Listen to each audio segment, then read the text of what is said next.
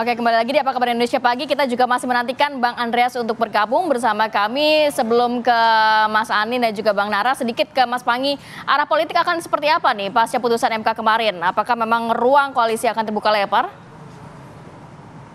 Ya, Mbak Ranti, kalau saya mencermati koalisi ini akan koalisi koalisi gemuk ya. Ini koalisi yang akan besar. Nah, tinggal menariknya adalah apakah akan ada oposisi pada pemilu kali ini. Tetapi sebenarnya barter politik kan sudah jelas ketika hak angket dibatalkan, ya tidak jadi karena memang tulang punggungnya ada pada PDIP dan itu ada barternya kan ketua DPR. Jadi dipastikan ketua DPR-nya adalah dari PDIP, tidak akan ada MD3 direvisi dan seterusnya. Nah, cuma apakah PDIP akan tetap menjadi oposisi yang konsisten untuk 5 tahun ke depan? Karena memang pengalamannya PDIP kalau posisi dia bisa menjadi pemenang pemilu lagi dan bisa menggusung calon presiden kembali gitu dengan calon yang kuat. Tetapi pengalaman Demokrat maupun PKS tidak terlalu maksimal, tidak terlalu berfungsi baik untuk oposisi. Nah, kalau PDIP oposisi kan nggak setengah hati, jadi bukan main dan tidak main-main gitu kalau untuk oposisi. Jadi saya mencermati masih berharap jangan sampai pengamat atau anak STM yang jadi oposisi. Jadi kita berharap satu saja sudah cukup. Kalau PDIP mau, apalagi kalau ke PKS mau, tapi saya rasa-rasanya sulit gitu bagi PKS juga. Jadi koalisinya akan gemuk Mbak Rati, akan besar sekali. Jadi semuanya akan merapat, terutama PKB saya meyakini akan merapat ke koalisi Pak Prabowo. Sinyalnya, alarmnya sudah ada, chemistry-nya dapat, apalagi pertemuan Caimin dengan Sufi Dasko Ahmad kemarin, Pak Dasko ya. Kemudian termasuk juga partai Nasdem, Pak Surya Paloh ya akan bergabung juga kemungkinan kepada Prabowo. Nah, tinggal hanya yang menjadi misteri ada 50-50 saja PKS atau PDIP yang akan menjadi oposisi. Cuma itu pilihan yang saya lihat. Tapi PKS pun 10 tahun jadi oposisi kan kering, susah, jadi partai yang sulit katanya karena eksistensi partai itu kan kebertahanan, kedaya tahan untuk misalnya secara kolektif ya, untuk partai adalah menjadi bagian dari eksistensi, bagian dari pemerintah, bukan oposisi gitu. Untuk menjaga keberlangsungan secara kolektif sumber daya dari partai. Itu sangat bergantung kepada pemerintah. Oke. Saya ke Bang Anin kalau gitu. Bang Anin, rekonsiliasi politik seperti apa yang akan dilakukan oleh Pak Prabowo, apalagi dia sudah memegang semacam kayak putusan yang berkekuatan tetap, begitu loh? Iya kan, putusan MK ini maksudnya. Sejak awal sering saya ulangi bahwasannya watak politik Pak Prabowo itu kan politik rekonsiliatif ya. Merangkul. Iya, itu watak politiknya Pak Prabowo. Politik ta'awun kalau istilahnya Mas Mustafa.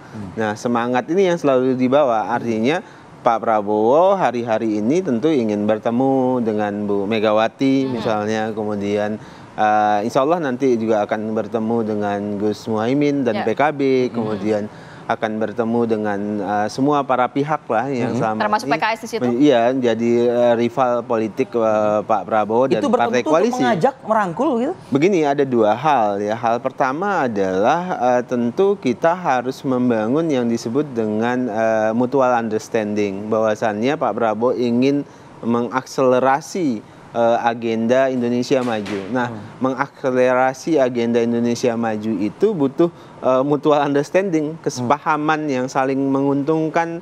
Maksudnya saling menguntungkan ini untuk semua komponen bangsa.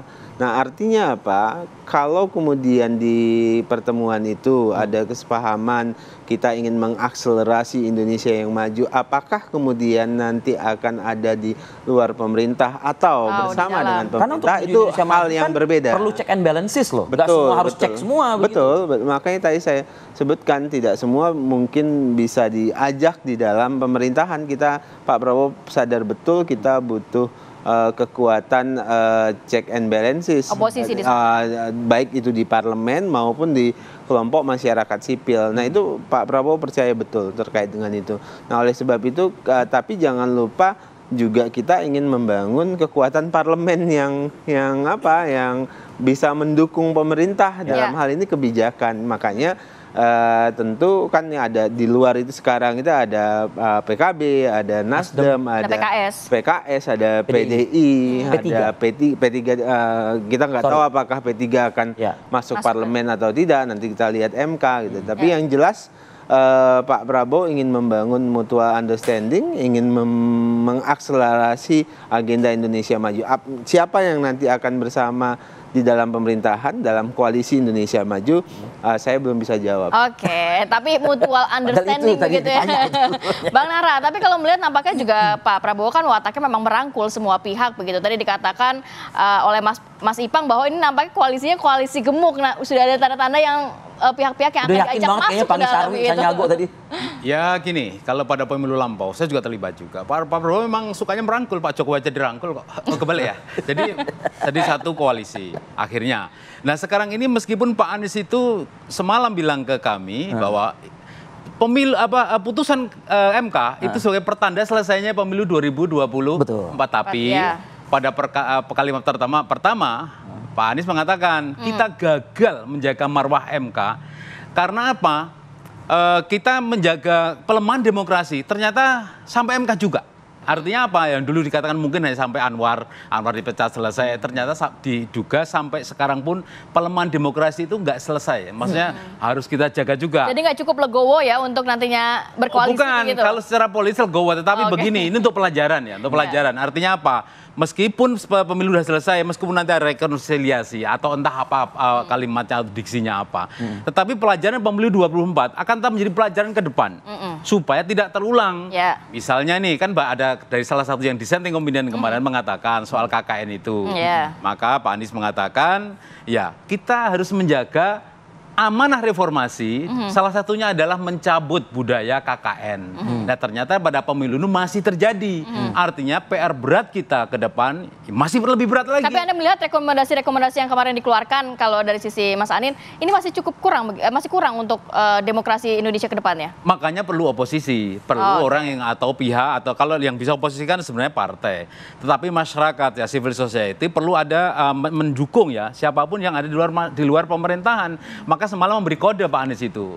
Beliau mengatakan, saya banyak ditanya orang, bagaimana pendapat saya terhadap Pak Prabowo Subianto. Pak Anies menjawab dengan angka panjang itu. Patriot kok. Oh dia patriot. Tapi sebenarnya ada ujungnya di belakang ada ekornya. Karena patriot dari keluarga terpandang, berpunya, kemudian dari keluarga ya istilahnya itu intelektual tinggi, maka saya yakin Pak Prabowo bisa melaksanakan amanat konstitusi menjadi presiden dan pundak keduanya antara Pak Prabowo dengan Mas Gibran itu ada di situ. Amanatnya harus ditanggung mereka berdua, bisa. Itu kan untuk menjelaskan bahasa Pak Anies kan halus itu. Lebih baik lagi kan kalau misalnya sudah yakin bahwa sosok pemimpin berikutnya adalah seperti yang tadi disampaikan oleh Bang Nahra, sebaiknya lagi Pak Anies juga memberikan masukan-masukan juga dong, membantu juga pemerintahan nanti yang akan dibentuk begitu. Pak Anies memberi semacam kode. Tolong Pak Prabowo hargai dan ya dipelihara ya pihak-pihak yang ingin tidak ada di pemerintahan. Artinya yang menjadi oposisi. Ada lihat nanti yang di malam itu. Jadi tolong pahami bahwa nanti akan ada oposisi.